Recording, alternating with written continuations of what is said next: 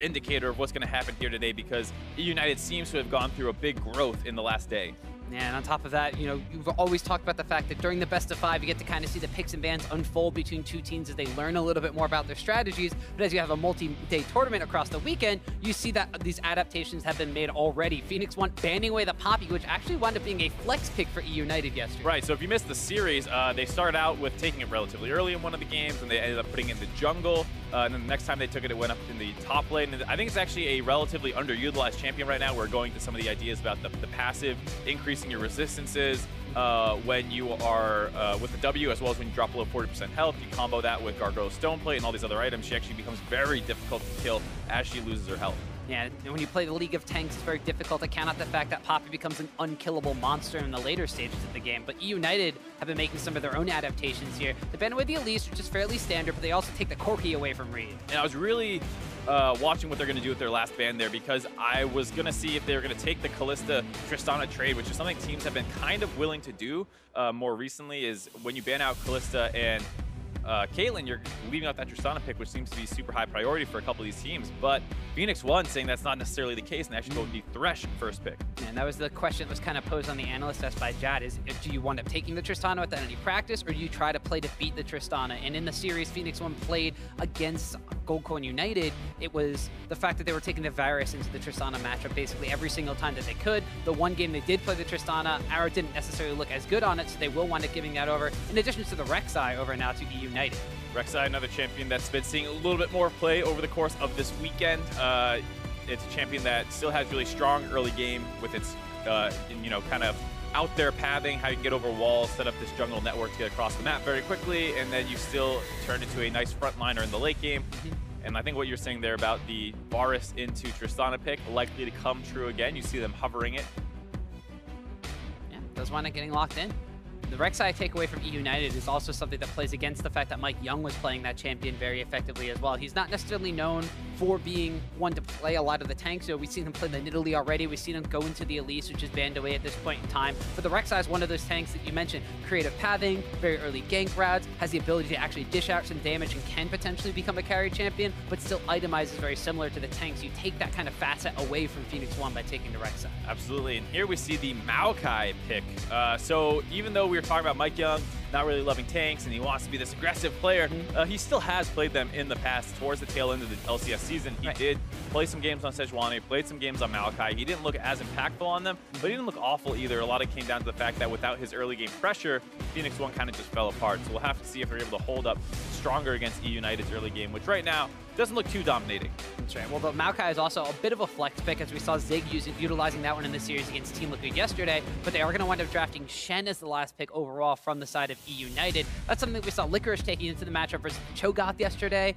Was kind of usually the one who liked to favor the other side, where he'd take the Cho'Gath into the Shen, but this time around, after, you know, the Cho'Gath nerfs have come in on 715, a little bit more favoring the Shen side of things. But more importantly, this also plays into the fact that eUnited have kind of gone all in on those protect the Tristana compositions. The Shen stand United out of the top lane, gives them a portable shield and an extra global to move around the map with, but they've also been favoring this Tristana Lulu bottom lane, where Zeyzal goes for that extremely fast Ardent Sensor and takes his Summoner spell here. Yeah, we've seen it a couple times. He also chooses to go more defensive with his Lulu build. A lot of times with the Tristana, you're looking for that 2-item power spike, so it makes sense to delay the Ardent Sensor to get that Sightstone early to limit any playmaking that can come out, and then once you complete the Infinity Edge and Zeal item, whatever you're going first, usually Static Ship, you also combo that when you get your Ardent Sensor and you hit a very strong 2-item power spike seemingly out of nowhere. So we'll have to see exactly how that shakes out. As of right now, any support could come through here. And eUnited banning away the LeBlanc, I do like to see that. That was one of the picks that Ryu went off against Team Liquid with. It's historically one of his best champions, so a good ban away there. And we'll have to see what he goes to now, because Talia would be his third most common one, but that one also is already banned away. Pretty much targeting down all of Ryu's most played champions in his champion pool here. And even from the side of Phoenix1, they're banning away the Orianna from GBM. Historically, GBM has been known as a very good Orianna player, but that's still taking a hit to Ryu's champion pool. And I hope they do lock in this Cassiopeia. That's something that, and they do it, that was going to say what you expect Ryu to take next. He often blinds the Cassiopeia when he gets all these other things taken away. And now he's really been pushed down pretty far on his champion pool here. I mean, his next play after this would be Ahri or something of that such, and it's just not at all his kind of playstyle. Or, well, I guess Ahri is his playstyle, but it's not in the meta right now. Right. And it has a very tough time versus Cassiopeia, who is just able to straight DPS her down, and Ahri has a hard time fighting back against that. You could see something like a Syndra, which is still open, but doesn't really work to that 1-3-1 setup that P1 likes to play a lot of. The only other champion that is in Ryu's wheelhouse, at least from this split so far in the NALCS, is the Kassadin, which he could potentially pick up. But it looks like they might be hovering a Jace pickup here, and something that would be completely out of left field, but it will wind up going back to the Syndra pickup, so they won't necessarily have the same kind of split-pushing threat out of Ryu, but with the Gnar locked in, that means that Maokai's going into the jungle, so now Zig may be able to take over that split-pushing duty top. It's going to be one of those games where there's a lot of different power points across the map, especially if this ends up being locked in for Zeyzal, the Blitzcrank pick. Time's winding down, could still swap to one of the more defensive supports. That's been his focus more, but he will go with the Blitzcrank. All right. Yeah, so that's something a little bit more proactive from the side of eUnited. Yesterday against Goldcoin United, they were content to kind of sit back and wait and scale up themselves, whereas Goldcoin United were the team that were like to play the same kind of play style, waiting until the later stages of the game and using a lot of vision control. Phoenix1, way more aggressive with the ways they make plays in the earlier stages of the game, way more eager to contest some of these objectives and don't necessarily need the same vision control. And Blitzcrank's really good if you have vision control over an area and someone walks in. This is just such a different style of team comp that we're seeing out of Phoenix1 here. It's completely focused on 5v5. Ryu does not have much autonomy on the Syndra. Yes, you can go roam into a jungle and find picks and all that, but you're not going to go run around the side lane late game and take over a game the way that's usually how Ryu plays, as well as the fact that MikeYeung is now on Maokai as well. So two of their kind of star players forced off into different situations. Arrow is still on the Varus pick, which is great for him, but one team seems to have targeted the other one very heavily there as Hermit made a concerted effort in the draft, take away Ryu's best champions. Yeah, definitely decent draft strategy coming up from eUnited, at least so it seems in Champion Select. We'll have to see how it actually winds up playing out in-game. Even though you're taking away a lot of powerful picks from somebody on Phoenix1 who has been a playmaker, the fact that Ryu is now bumped down like his 5th-tier champion, he still has been the one during these games for Phoenix1 has really come up big no matter what they're going to be putting him in the matchup-wise. So we'll see if Phoenix1 and their early game aggression is going to be able to take it to the Rift against eUnited, who have two late game scaling carries in the Cassiopeia and the Tristana, as we start game number 1 of this final best-of-5 series in our final promotion tournament ever. It'd be quite a nice feather to put in your cap to be able to say that you have won the final tournament of a series. And I gotta say, I really like what eUnited has put together here. GBM on that Cassiopeia again. Cassiopeia and Trist were two of those late game carries that they used very heavily in their series yesterday in the 3-0 over GCU. As well as the fact that they still have a good front line. Zeyzal on the Blitzcrank will be kind of the thing to watch for me, just because that's not the easiest lane into Thresh Varus. Yes, Varus is mobile, but he will often have the push on you early on. Creeps will be in the way. It's kind of hard to contest that level 1 push that can come in. So we'll have to see how that works out. But otherwise, I do like what eUnited have done. Yeah, we're also going to see Zeyzal for pretty much the first time, I think, this tournament on a support that doesn't wind up going for that Ancient Coin start. So he won't have that influx of gold. He won't necessarily be able to finish those item power spikes as quickly as possible. And the only reason I bring that up is because he and Deftly, combining as the Tristana and the support combination, have very oftentimes grouped up in the mid lane, sat back and just kind of played wave clear duties against whoever the opposing AD carrier mid laner was going to be, and waited for the Tristana to hit that 2-item power spike, waited for the more utility kind of focused champions like the Lulu he has been playing recently to hit that Ardent Sensor or other item power spike, and then eUnited were like, all right, that's our go button. This is where we can go start contesting objectives, and when we know we can fight. Absolutely, but with that Blitzcrank pick, it does allow them to kind of press that go button a little bit easier, which is nice, especially when Licorice is on the Shen and Dandy is on the Rek'Sai. Your forms of engage are not particularly powerful. And they do have great disengage options, of course, if they try and force onto the Cassiopeia or Tristana. But Blitzcrank does give them that extra dimension when they are vision controlling if they're ahead in the game.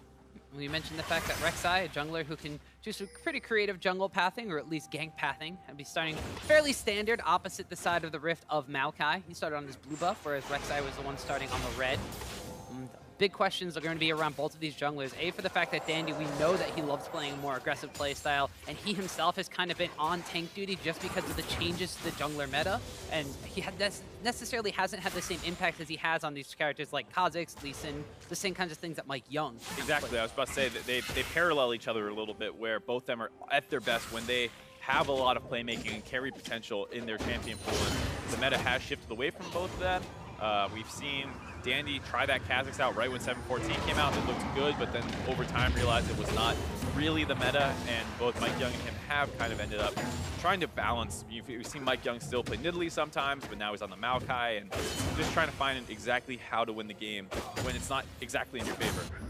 And it'll also be very interesting, just the stories of these two players, too, because MikeYeung coming into the NALCS pretty much as a rookie had a lot of hype behind him, especially after Rift Rivals, where P1 really put the pedal to the metal. But now he's opposite the Rift against a former world champion in Dandy.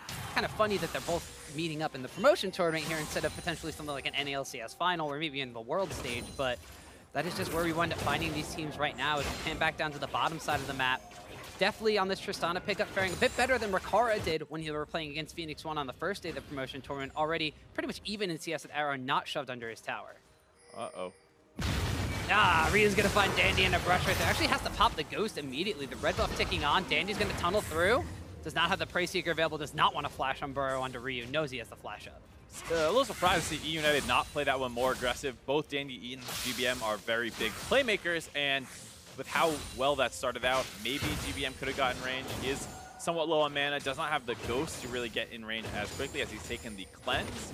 But either way, they do get that nice chunk out, allows GBM to push in that minion wave, get himself a nice little CS lead up about around 10 right now, and hopefully gets a better purchase off. I do like the cleanse pick out of GBM here. We've talked about the mid lane summoner choice a fair amount. Against Syndra and Maokai, that's a lot of stuns. You factor in the Varus arrow, or excuse me, the Varus ultimate and the Thresh hook, and suddenly there's a ton of skill shot CC that you want to be able to break out of should one land. Make sure you don't get comboed down. And we also saw a very interesting purchase when GBM went back. He originally bought the Tear of the Goddess to start stacking up the extra mana and just being able to transform into the Laking Cassiopeia beast that we know it can be. But instead opts to go back towards that Megatron cloak. So going for a full-on magic resistance at this point. But GBM yesterday was playing some very interesting kind of games where he was building the Abyssal Mask first item to get a little bit of extra resistance. And I wouldn't be surprised to see him go for that again here. Like I said before, I'm not 100% certain if I like it as your first item, but he has done it a number of times. It does work out pretty well for him. And against this team comp again, MikeYeung magic damage, Ryu magic damage, it will provide you some resistance should you get ganked. Well, and just in case they start itemizing against the AP, we did see that Tristana has a very successful record, 9-5 in the promotion tournament so far this weekend. So that's a hefty amount of games considering we've only had, 3 best of 5s and it's a 14-game record. Yeah, it's one of those champions that was probably number 3 on a lot of people's tier lists. Number 1 and number 2 get banned out, and there's not a consensus 4th pick. So seems like she is the one to focus down when you can. And did see a little bit of invading shenanigans on the bottom side from P1 as that GBM gonna pop that cleanse, get aggressive on Ryu, dumping and dodging in. Does not quite have the mana to finish him off, and Ryu gonna be bleeding out underneath that tower. We do see Dandy wrapping around the other side, but pinging from P1, they know he's over there, and Ryu's gonna play safe. Yeah, Ryu got chunked out pretty heavily there. GBM lost a lot of mana going for that trade overall. Hard to get the wave pushing in their favor when he runs low on mana like that, so eUnited don't try and push in and force a dive there. Just going to go and try and get some counter jungling, some wards down, and GBM lets the wave freeze away from him now, and it's going to be very difficult for Ryu to play this position out, having to walk forward to get the wave in, but has to be concerned about a potential gank. Yeah, and we do see Dandy waiting in the wings. Potentially going to be going for this one. The Burrow tunnel comes in, an immediate flash away from Ryu, but a flash follow with the Unburrow from Dandy, and first blood's going to go at the eUnited. You see eUnited making a concerted effort in the mid lane to try and control Ryu, one of the main win conditions for P1 over the course of this weekend. Some early ganks, some early pressure, they win some aggressive trades, and then they camp the mid lane as the wave pushes away. Ryu has no way to get that wave in safely. He's trying to position down to the bottom side there, but it's just such a difficult way to try and survive, because if they go for the flash on Burrow, you don't have time to really flash away in reaction. If you try and flash preemptively, the Rek'Sai still has his flash, and he can just come make a repeat gank. So Ryu does not really have a great option here, just kind of has to hope that Dandy is not there. And as you said, he was kind of shying towards the bottom side because they had vision control from P1 side over there, but Dandy the exact place he thought he was, but the early flash there from Ryu was just an easy follow-up. Huge gap closing potential coming out from Rek'Sai. Now MikeYeung looking to get a little counter juggling down, or at least some vision control to see where Dandy's up to, but Dandy has gone back, picked up his Bammy Syndra in addition to his Tracker's Knife, and to just force the tree out of his jungle. And just to touch on that play a little bit more, because I feel like it's one of those ones where people say, hold on here. Ooh, GBM, flash aggressive play, gets the paralyzing gaze out. He has the Shen standing united, a flash taunt will land, and another kill onto Ryu for Licorice. Talking about concerted effort in the mid lane, once again, GBM being the playmaker just flashes the wall, gets the stun off, as the teleport channels on top. Licorice was able to get that one, and because Zig channeled his TP to try and get involved in that fight, Licorice can actually use his to get back up to the top side, not miss out on that ACS, and not lose any global pressure. Yeah, so eUnited already making moves in the early game, where we thought we were going to be Phoenix1 that were the ones who get early and aggressive in this game. It is eUnited taking a page out of their strategy they did against Goldcorn United in the Challenger Series Finals, where a lot of the pressure was revolving around the mid lane. Goldcorn United came out ahead that time, but now eUnited are making up for it in stride. And this is just a play on the P1 side that you're never expecting him to go for this. I mean, you see him clearing the ward, you knew MikeYeung was in your jungle, but GBM knows that as long as that stun lands, they won't have the damage to burst him out, especially through a Shen shield. So it ends up seeming like a 2v2 when, you know, P1 was just expecting a 1v2. And now we have GBM in the mid lane. He's only picked up 2 assists for those kills, but he has gotten himself a decent amount of itemization. He went back and picked up the early Negatron cloak just to survive, but now he's gone back and picked up his Tear of the Goddess as well. So his late game stacking condition is completely online. So disadvantage over Ryu in the mid lane already. You can see him trying to get that as quickly as possible. And as you see already, undefeated in the Pro-Ocean tournament so far. 2-0 on the Cassiopeia. Each time it's been paired with the Tristana though, and these were both games against GCU just yesterday. But still, 5.7 KD is pretty impressive for a player that needs to have stats like that to carry eUnited. Yeah, I think this just goes back down to the draft. You see eUnited making a very focused effort to knock P1 off what seems to have been working for them in the promotion tournament thus far.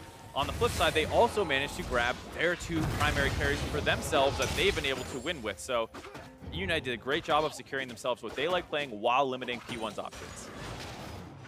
We'll see how P1 are going to really react to this one, because as we mentioned, by taking MikeYeung off of something that is more aggressive out of the jungle, like the Nidalee, like the Rek'Sai, something that can make a lot of plays or just go in and aggressively counter jungle, there hasn't really been much of him on this map so far. And actually, outside of the mid lane, there hasn't been much action on the map in general. And that's actually going to translate onto the bottom side too, where eUnited just get a nice timing of when Arrow and Xpecial have gone back to purchase some items, and they go for a very aggressive Infernal Drake here. Arrow charging up a shot, the piercing arrow will not land, and it is Dandy who secures the first Drake. P1's bot lane does have a small CS advantage, but that's about all they have, and with how poorly the mid lane is going, it spills over down there. They grab that Infernal Dragon, huge pickup for the side of P1, or excuse me, eUnited's late game scaling team comp here.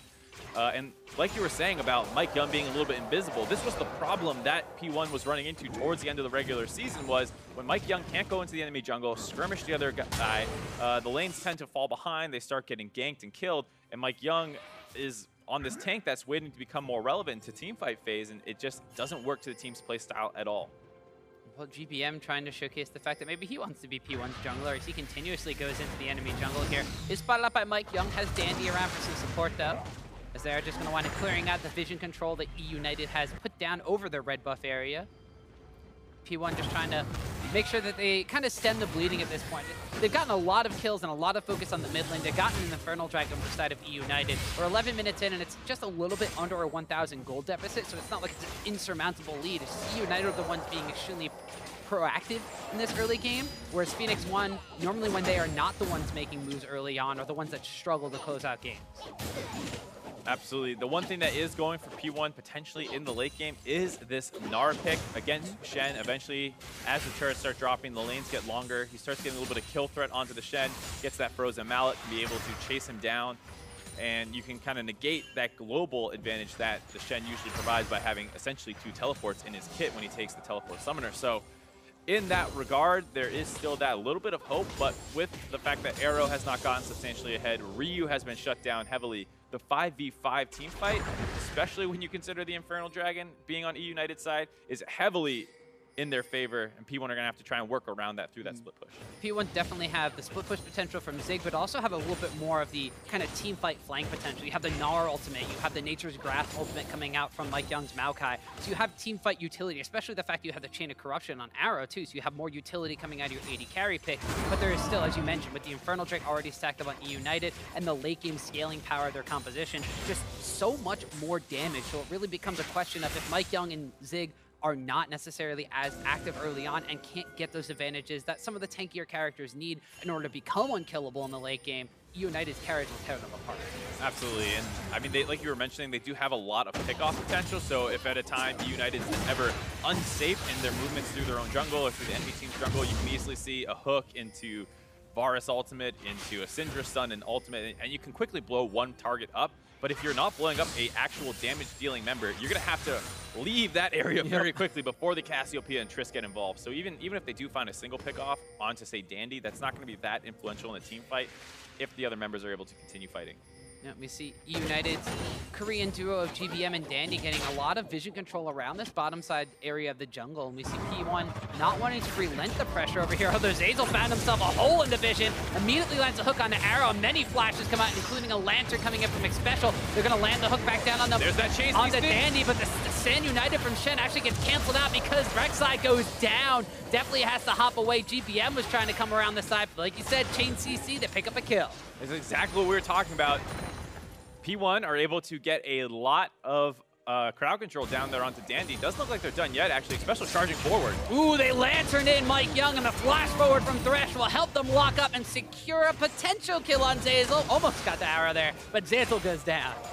A nice 2 kills picked up by P1 in that bot lane rotation. They grab Dandy, they get the kill. You saw right away, you know, P1 did not want to keep brute forcing that fight instantly. They backed away because GBM was on the backside, but once they spot GBM returning more towards that mid lane, they feel confident that they can take the 3v2 down there on the bot side. They get right onto Zeyzal. A nice extra kill, getting some more gold down onto their bot lane, and hopefully Arrow can start being a pressure point for them on this map. And we saw eUnited making a huge effort to try to get vision control of this bottom side of the jungle from P1, but P1 were all grouped up and ready to defend against that one. So even though Arrow was one that would find it getting tagged with a hook to start that entire kind of tussle on the bottom side, he was the one that had way more support because, well, you're closer to your own base at that point. So Arrow was able to stay alive. Most importantly, they were able to turn those kills around and basically tie the gold up at this point in time. Taking a look at that fight, a good idea out of Dandy and Zeyzal. They grab Arrow, they get the knockup. I don't know if they had any wards or not to throw down to that Lantern, but it was clicked pretty quickly. Would have been hard to react to that. And then you see Varus ultimate, Thresh hook, Maokai W, Maokai ult, so much CC. That was before Ryu even got involved there. It's so hard to live through that. They still almost get Arrow down. P1 does not want to keep fighting necessarily. They just want to stabilize after that. But then once on their wards, they see GBM return to mid lane, especially just forces again down the bot side. So good awareness of P1 to know they can take that fight again. Zeyzal trying to make the most of it, but not actually able to get anything. Actually pulls Arrow towards him and be like, hey, kill me. Gives the kill over to Arrow. That means that the Varus for the side of Phoenix1 is now going to have some extra advantages already. He had the CS advantage before those fights went on. Now Tristana's had a little bit of time to catch up, and he's been able to complete his Berserker's Grease and Blade of the Rune King. So he has that percentage of health damage mixed in with his own percentage of health damage in his kit from getting those Blight stacks. But Tristana herself has finished a very early Infinity Edge. So both these AD carries are definitely on relatively similar power spikes here. The big difference is really going to be between Zeyzal and Xpecial. Both of them have gone for these boots of mobility, so both of them are going to be looking to get out of that lane phase and kind of leave their carries on their own. One of them is very mobile on the Tristana, and the other one is the Varus, who I think get hooked out of place pretty easily. Yeah, I mean, as we see Dandy kind of getting turned away from that gank attempt onto Ryu. Zeyzal getting onto the map while Deftly just kind of hangs out on the bot side. If you land a hook onto Syndra, pretty immobile champion, you can find some opportunities for some more kills around this mid lane potentially. You can also move up to the top side. There's just a lot of options now that we're 16 minutes in the game. It's just about what you're going to prioritize. Chain of Corruption to try to start things off for Arrow, but goes a little bit too low on that one as Deftly and Zeyzal just walk up and dodge out from that CC chain. We see Xpecial now utilizing those boots of mobility to move through the river very quickly to support MikeYeung, who is now trying to get up close and personal with Dandy's side of the jungle. There is a Cloud Drake that has spawned on the Rift, but it looks like the blue buff area and maybe the wraparound on mid lane tower is potentially what P1 has their sights set.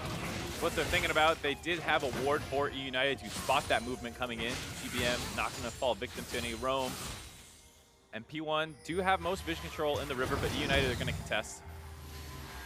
United don't really want P1 to either get the tower or the Drake at this point in time, trying to find a way to collapse in. Zeyzal actually is wrapped around the opposite side. They've been able to pull in Ryu, but the Thresh hook immediately after lets Ryu flash away. The Unleashed power is able to pick up a kill onto Zeyzal. His teleport comes in from Zig. There's no response from Licorice because his Stand United did not wind up completing. His target went down. Dandy's going to tunnel out, but he's going to get stunned up by the Scatter of the Weak. One more orb and a boulder toss will not land. Dandy's able to get out. Now they're locked on the GVM, has to burn the cleanse and the flash just to get away. And somehow, some way, United only lose one.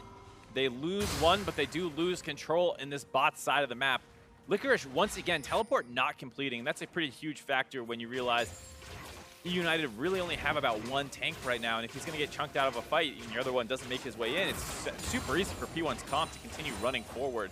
A really nice hook out onto Ryu, but they haven't forced his summoners in quite a while, so he's able to get the flash out. They fall victim to that kind of chain CC again. And even though they are kind of fighting at this point in the game, it's a little too soon because Deftly is only on a single item. So his DPS in this fight you're going to see is not particularly impressive. Great hook to thread the needle onto Ryu there, but then they're unable to actually disengage. Zeyzal gets bursted out. Shen doesn't make it in. Deftly's auto-attacking a Maokai, but you see it's not really doing much at all. He leaves the fight. Dandy's hiding out. Is almost going to go down here as the stun just clips him. The slow from the Gnar clips him, but a really nice ultimate by GBM to save his teammate there. As you said, Deftly's DPS in that fight, not necessarily the largest. He got 4 auto attacks off, mainly because he walked into the Nature's Grasp barrier, was trying to find a way for him to get in, and had to dodge out on the Thresh hook and the Syndra stun. So Tristana, not necessarily also the fact that when she scales in levels, her attack range scales up. She doesn't have a rapid fire cannon either, so she still has to get pretty close to deal damage to some of these big beefy tanks at CC. It's just a situation where after that 2 kills came back into P1's favor, the lead that eUnited had wasn't that substantial at that point in the game. It's still a situation where if you're going into the late game even, eUnited's comp, yes, is much stronger, but at 18 minutes into the game, not really the case. Varus going to do a lot more than a Tristana on a single item. You see Ryu, no summoners now. Ooh, the flash and the immediate knock up there from Zeyzal. Paralyzing Gaze on out too, but no stun onto Ryu, but the Void Rush will phone true as it is Dandy picking up a kill onto Ryu. Ryu goes down the mid lane. See if eUnited want to make a push here. They're not going to back away quite yet, but not a huge minion wave. As Deftly just tries to work his way on the bot side, Xpecial wrapping around. P1 are going to be able to answer back with their own bottom turret. Yeah, so P1, they're going to get the second tower of the game because right before that play broke out in the mid lane, eUnited were able to knock down the first tower of the game for themselves. So the gold count going to be only a couple hundred gold in favor of eUnited, and they can't really respond by pushing on this mid lane tower because it's still a little bit too healthy. So instead, they're going to set eyes over towards the Rift Herald area of the map. It's actually despawned. Baron's going to be coming up in just a couple of seconds, so sadly eUnited cannot get that objective. We did have Zig coming down to put a ward down just to see where eUnited was going to be moving. Overall, though, not a bad proposition for eUnited there. They're just trying to speed the pace of the game up, get a bigger influx of gold, hit those item power spikes on their critical backline members, and then they can start fighting these large 5v5s with that Infernal Dragon and the higher late game potential. So when eUnited takes a fight, they're the ones that want to kind of fight, get whatever they can off it, and then kind of fall back and farm an ever-increasing gold advantage that they wind up having now. Which is the first time they've had a gold advantage, or on average they don't have a gold advantage at 20 minutes. It's the first time they have an actual advantage here in this game right now. But P1 are looking to kind of cut that lead a little bit short, as we saw Zeyzal potentially trying to get a hook onto Zig. Took a little bit of damage and has to back away, but the rest of P1 now have rotated up to this top side of the map. The tower has been whittled down by Gnar, so now they're thinking they can maybe get this one a little bit easier. Zeyzal's hook does not land on Xpecial. Not going to land. Both AD carries making their way up to the top side. It's a Cloud Drake down in the bot river, so not super high priority objective for either team. Both turrets have dropped. eUnited are the first to make the move up to the top side, get a nice chunk out on the Zig, but can't actually get the kill. This P1's bot lane returns up there as well to make sure no turret goes down. They don't want to trade a turret for no Cloud Dragon versus scaling team. As you said before, eUnited's kind of strategy at this point is that they find themselves in a situation where they can fight and they can win. They're going to take it, and then they kind of sit back and wait to increase this goal lead and accelerate their later stages of the game, where P1 feel a little bit more hard-pressed to try to get something off of the back of these fights, which is why we see them moving to match objectives, moving around and trying to clear out vision in the area so they can potentially use MikeYeung and Xpecial to pick off a member of eUnited and stall out their later game scaling. Absolutely, and as long as the person they're picking off, they continue to burst through the Shen shield, that means that not only are you getting a kill, but you're also stopping a potential team fight from coming in at the end, because, like we said, if Licorice doesn't make it in, that's one of the most important take members for eUnited. And even though we keep hyping up eUnited's backline damage, at the end of the day, P1's front line is probably stronger, all things considered. A Maokai and a Gnar, very, very potent. Xpecial and Arrow are going to wind up finding Dandy. The Stand United is going to come through. Unleashed Power does not wind up killing him. The Stand United will complete. GBN gets locked up on the Nature's Grasp on the other side. He has the cleanse available for when MikeYeung twisted advances forward. But Arrow gets the first kill, but a jump in there from Deftly's going to pick up the first kill. Tries to get another one onto Ryu, but now he's in the middle of the enemy team. Zig picks up another kill. eUnited get way too aggressive in that team fight there. Definitely does a good job finding some backline members after GBM had put himself in a dangerous position. They lose that fight. They're going to lose the mid lane turret and maybe more. Gnar from Zig knocks him out of the taunt there, and they land a hook onto Zeyzal, and he's going to get pulled back in. A wallop from Zig winds up standing both of them. The play back from Xpecial. Look at all this crowd control. Zeyzal can't run away, and Xpecial the Thresh. 3-0-4 on a killing spree. eUnited just don't know how to stop the bleeding once something goes wrong. They lose that team fight definitely after getting the kill on Arrow. Buster shots Ryu away there and then keeps jumping forward. Tail end of the fight. P1 are going to push down this turret and they don't want to back away from it.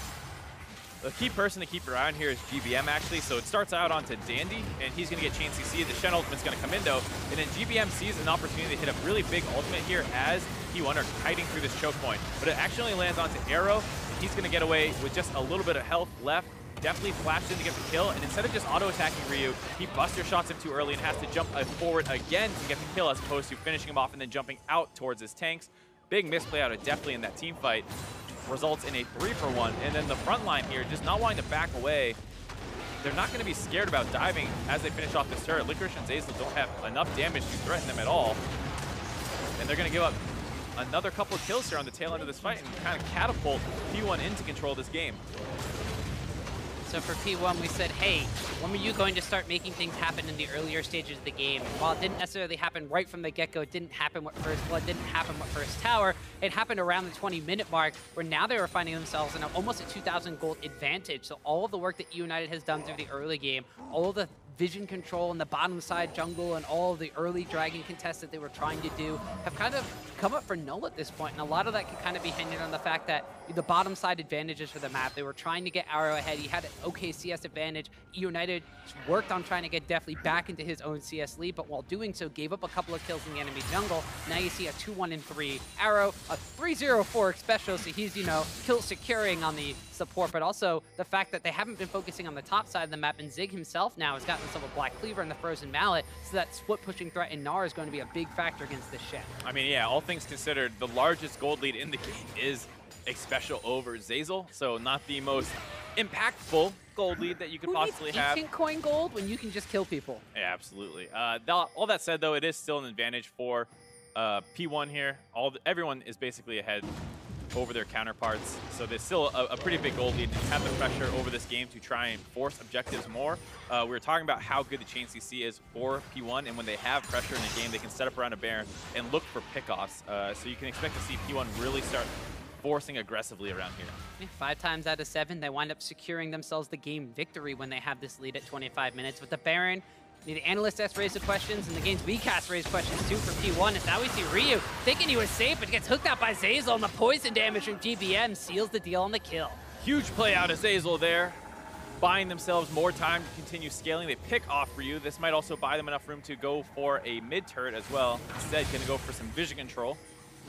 And one of the things we're talking about was how well this Blitzcrank pick was going to work out. It's not his usual protective champion. And looks like they want to take the whole arm off after that one little pick. Yeah, eUnited are looking for a very early Baron contest here. The teleport wind up coming in as well from Licorice. Is Dandy just staying in his Umbrella form, waiting to see when P1 is going to come in. The Nature's Grass comes out, slowly but surely locking down eUnited.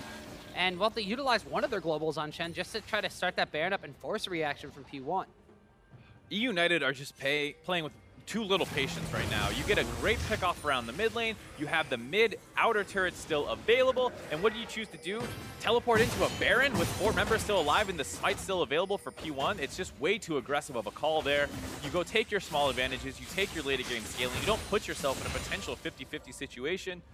And you just continue to scale and you keep finding opportunities like that. But eUnited, I don't know if it's desperation or if they're just overexcited in the current situation, but when Zeyzal finds a look like this, which, by the way, great job finding him as he tries to clear that ward out, GBM, nice follow-up, but here, just push this mid lane. You have your Tristana rotating down. Their main wave clear is no longer available. That's a free mid turret if eUnited choose to go for it. This is shades of kind of the same eUnited that we saw in the Challenger Series finals, where they wound up losing to Gold putting it at 3-1. They were a little bit too trigger happy on some of the plays that they're making happen, and they're just a little bit too over-aggressive with some of their objective calls. And the fact that GBM at that point in that series wasn't at the point that he is in this specific game was a downfall, because they're able to prey upon the fact that one of those carries wasn't necessarily online. But when you have the utility and you have the ability to wait for those later game carries to scale up and then look for these objectives and look for these fights, you're wondering why eUnited isn't playing very similarly to the way they played against GCU yesterday.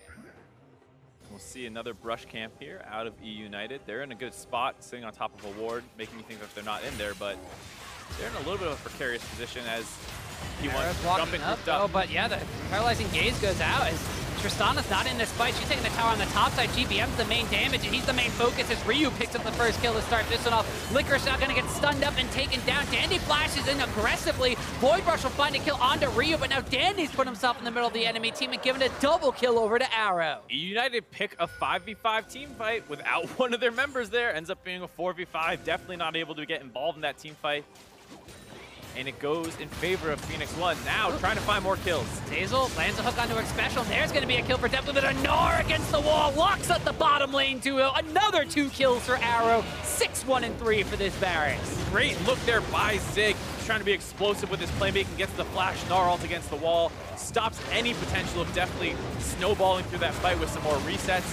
And this is going to be everything Phoenix1 needs to grab their first Baron of the series. Yeah, we had question marks around P1's Baron control, but so far against eUnited, those are the ones that have been raising the questions. They go for that very aggressive Baron contest off of just picking off one member of Phoenix1, and Phoenix1 are able to control that area of the map and turn it around. They get the first Baron in this game. Gotta give them a lot of props for how they're playing this game out. They're concerned about the Baron control vision, so they have their whole team basically grouped up here, minus the Gnar who can teleport in.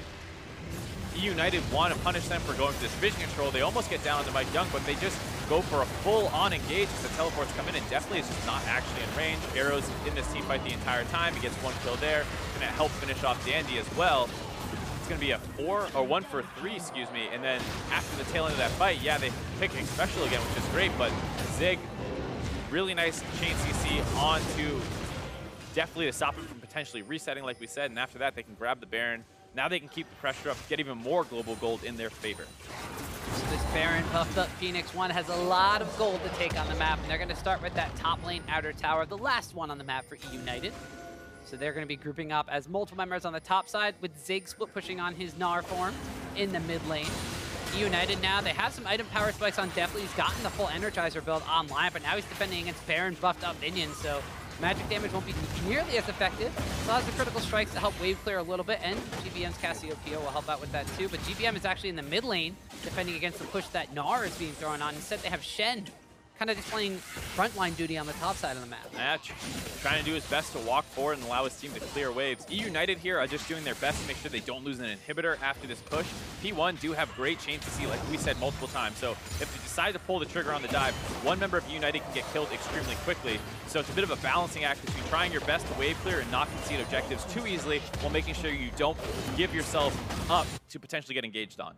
And we also have an interesting situation as that top lane tier 2 tower falls. The fact that Licorice is itemized very heavily for health and some armor. Not a lot of magic resistance, so go figure. Ryu, who is now 2-5-4 and has been kind of taken out of the early stages of this game, now completing his Leandry's Torment. His Morello Namacon has the spell penetration duo with the sorcerer shoes as well. Actually can hurt Licorice more than almost anybody else on the side of P1. Absolutely, and it's kind of strange some of these lane setups that they're going for, keeping GBM in that mid lane. Gonna have a hard time wave clearing when all 5 decide to group up. Not much line wave clear on the side of eUnited. Here's that engage. They got the scatter the weak stun, and the twisted advance goes out from MikeYeung. There's the Nature's Grasp and the Chain of Corruption coming out, and Dandy's the one that actually winds up going down first with the unleashed power from Ryu. They've blocked up on the Licorice. He has to taunt away from absolutely everybody. He did want to join in the fight with Shen at that time, but his primary target still went down. That's all the ultimates down for Phoenix1 though, as well as the fact that some members got a little low. We'll have to see if they want to keep trying to pressure here, as even though it's a 4v5, Licorice is healed back up, and there's a lot of spells still available. GBM's ultimate up, Deftly's ultimate up. They've gotten 3 towers so far at this Baron buff and found themselves at a 6,000 gold lead, but P1 are not going to let up off the gas this time around. They're going to brute force down this mid lane inhibitor tower. They might actually take the mid lane inhibitor as well. So like you said, EUNED were trying to make sure this didn't happen, and their worst dreams have come true. P1, great Baron execution. They found their look. It was kind of scary as they made their way back under their inhibitor turret, kind of pulling them. That's one of the scary things when you press that Maokai W. You don't know exactly how far you're going to go. But they are so far ahead right now. Their tanks, like we said, their front line very, very powerful. Not actually that scared of ending up underneath that turret. Definitely still has no armor pen currently, so he's not burning through these frontline members as quickly as a Tristana can do late game. He goes for a QSS as well. I feel like at this point in the game, you need to focus more on getting your damage out and positioning correctly than buying kind of a safety net for yourself, because even if you play the team fight perfectly with a QSS, you're still not going to melt through the frontline members fast enough to win that team fight. And we saw a 5,000 gold Baron power play means that there's a lot of money influxing in on the side of Phoenix1. We see Locket of the Iron Slurry picked up for MikeYeung and his Maokai to help keep his team alive in these fights and dives. We already have a Gargoyle's Stone Plate now completed for Zig on the Gnar pickup. So you mentioned the big beefy front line and no armor penetration whatsoever from Tristana. Deftly's going to have a very, very hard time hitting through a Gnar who, in mega form of the Gargoyle's Stone Plate, not only be literally huge on the map, but also the fact that he has so many resistances will be difficult to deal damage to him at all. Right, both frontline members for Phoenix1 in Zig and MikeYeung are over 200 armor, and that's before that extra comes in from that Gargoyle Stone Plate when around 3 other enemies. So, very difficult for Deftly to get his damage out. GBM as well, no magic pen. He does have the Abyssal mask, which will amp his damage a little bit, but once again, you know, both frontline members have a chunk of MR, a little bit more on MikeYeung's up around 150. Zig not quite that much, only around 80, so GBM can still melt through some people, but it's only like 1.5 carries completely online. They really need that armor pen on Deftly before they can really hope to win a team fight. Now they really need a front line to be able to protect them whatsoever, but the hook's going to land on MikeYeung. He actually going to take a lantern out. Zeyzal has to fly for it. The untapped power gets used onto Zeyzal, but the Blitzcrank will stay alive, so this tower siege situation will continue to go back and forth. Licorice and Zig in the meantime are battling it out on the top side of the map. It looks like P1 will wind up winning at the War of Attrition on the bottom side, taking their 7th tower of the game. Just a second. Just ran out of minions. They will get it eventually, most likely, as most of eUnited has gone back to their base to deal with those super creeps that have forced their way in from the mid lane.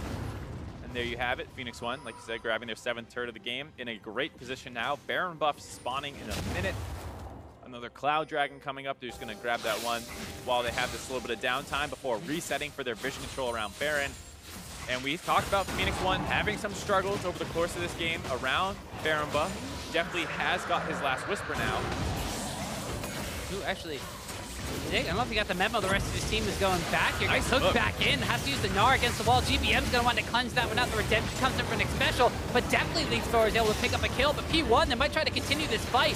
Stand United is down on Zeyzal just to keep him alive. Now Licorice has joined the fray. Nature's Grasp will go through, but on the backside of the fight, looks like Dandy's gone in. The Void Rush being channeled. And he's actually going to want to utilizing that to escape as he immediately flashes away. But Ryu picks up a kill on Zeyzal. They re-engage. MikeYeung is huge as Varus is the one to pick up a kill onto Dandy. Now Ryu's ultimate backup goes on the Deftly, flashes forward, throws him out the force of will, zones the Tristana out of the fight. That just means that P1 can collapse on the rest of the team. Flash, hook, lands on the Licorice, and there's going to be a tank battle on that side. Well, Arrow solos down a Cassiopeia. The rest of P1 are chasing after Licorice. The damage dealers are going straight for the base of eUnited. eUnited find a pick off, but Phoenix1 avenge Zig. They collapse onto the members, and eUnited continued to take that fight. Dandy went in. You saw Licorice looking for potential to get a taunt off.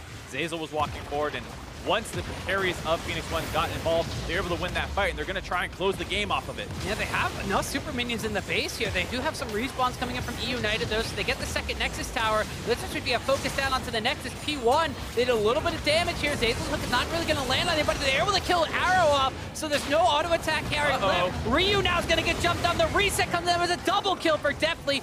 Zig winds up gnarring him back rather than jump, but the Lantern's going to keep him safe for now. But P1 may have overstayed there, and now eUnited are chasing them out of the base. 40 seconds on death timers, as well as the fact that the smite is available for eUnited. They could potentially look for the Baron buff here to try and continue to stall this game out. You have to be a little bit concerned about Zig going for maybe a backdoor on the exposed Nexus, but no teleport available means that this should be relatively free for them to go for.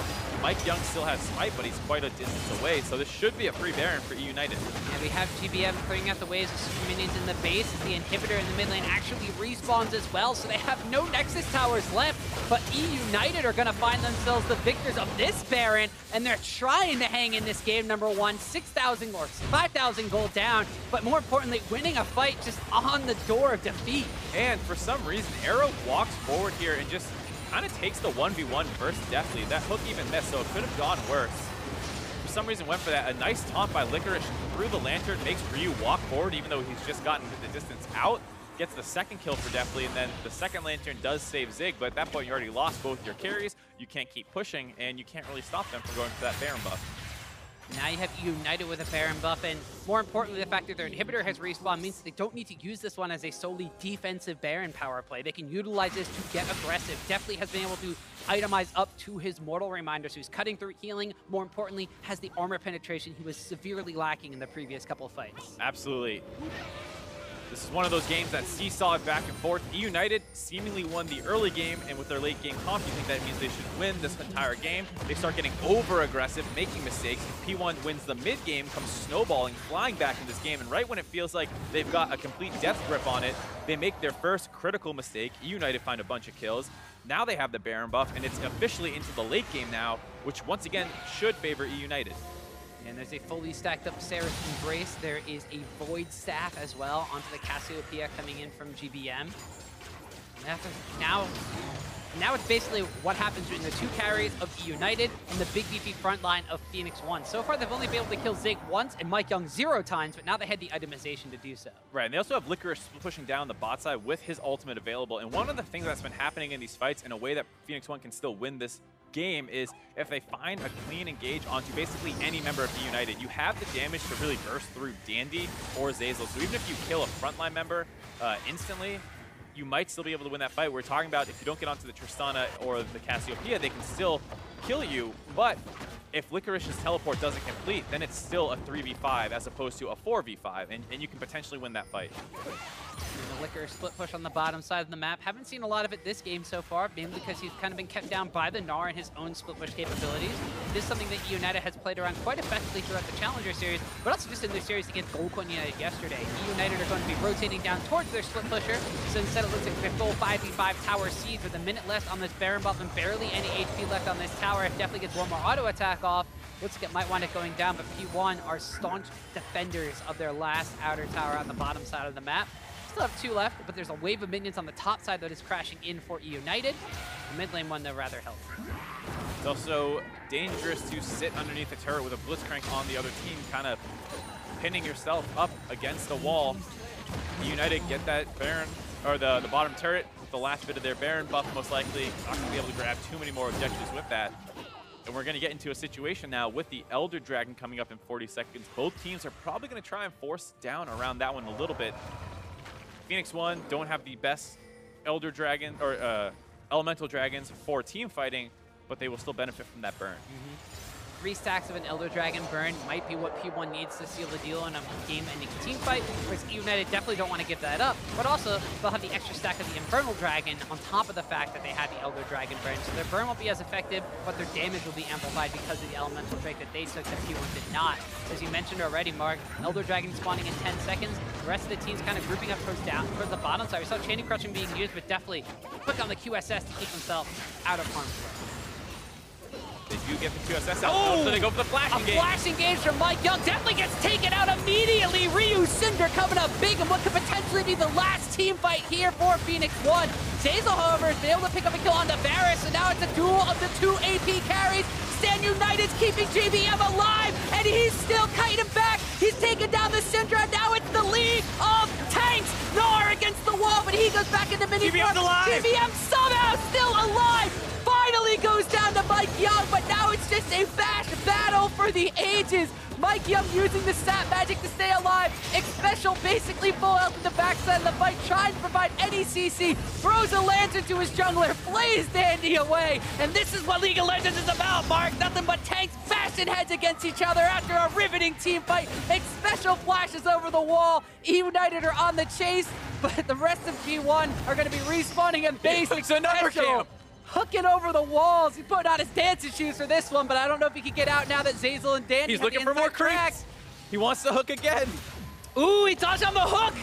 He went down. We didn't even see it. That was so cool. But now Licorice just come around the backside. Xpecial tries to eat the honey fruit, but he will finally go down. He does a great job of stalling eUnited, though, up on the top side of the map. They will not be able to reset and get that Elder Dragon right away. So overall, pretty smart play out of Xpecial to waste that much time. He is still dead for 40 seconds, though. We'll take another look at this play. A great ultimate onto Deftly burns his QSS, and that indicates to them on P1 that we can just go for a flash Maokai ult or W onto Deftly. He doesn't have the tools to escape. So as soon as he walks a little bit too far forward, MikeYeung pulls the trigger. They get the flash forward follow-up, but this kind of puts them in a bit of a risky spot. Zeyzal finds an angle onto Arrow there, and they trade 80 carries. And then from here, GBM is mostly unfocused in the backside. Zeyzal, after laying that hook, gets an excellent flash knock-up on Ryu, pins him in place for GBM to melt him down. And then it's just all about doing their best to protect GBM. He eventually goes down. The fight and stalls out, but we got another fight coming. And teleport's coming in from Licorice. The hook back down onto MikeYeung, but he's got the lock into the Iron Slayer to keep him alive. Elder Dragon is dealing some damage to Dandy as eUnited are being taken down. GBM has gone down. A double kill picked up for Ryu. A triple kill picked up for Ryu. P1 have contested the Dragon and may have walked away with the game. Definitely trying to stay alive as long as he can, but Zig is on the chase. He goes mini, gets the hyperproc, the dodge on the boomerang, but Arrow flashes forward. A stun and a scatter of the weak. Arrow finds the 4th kill of the fight, and P1 looks like they might be able to take this bare Nexus and this Game 1 victory. Huge play out of Ryu. It's been the storyline all tournament long. P1 winning off the back of him. He went down in the last fight due to eUnited finding him. This time, he gets the kills on the GBM, and Phoenix1 will take the game. 2, 5, and 3 after the lane phase, after some of those team fights, and Ryu ends up 8, 7, and 8 on the Syndra. But most importantly, the fact that that big, beefy front line, the questions we had around P1, and the fact that MikeYeung wasn't making super aggressive plays in the early game, he wasn't getting their lane snowballing into leads. 1, 0, and 21 on his Maokai performance this time. He did not die. Pretty impressive for MikeYeung overall. We talked about how sometimes he doesn't get involved enough in the early game, but they got through that part just fine. Then he was a huge force in the late game for Phoenix1 there.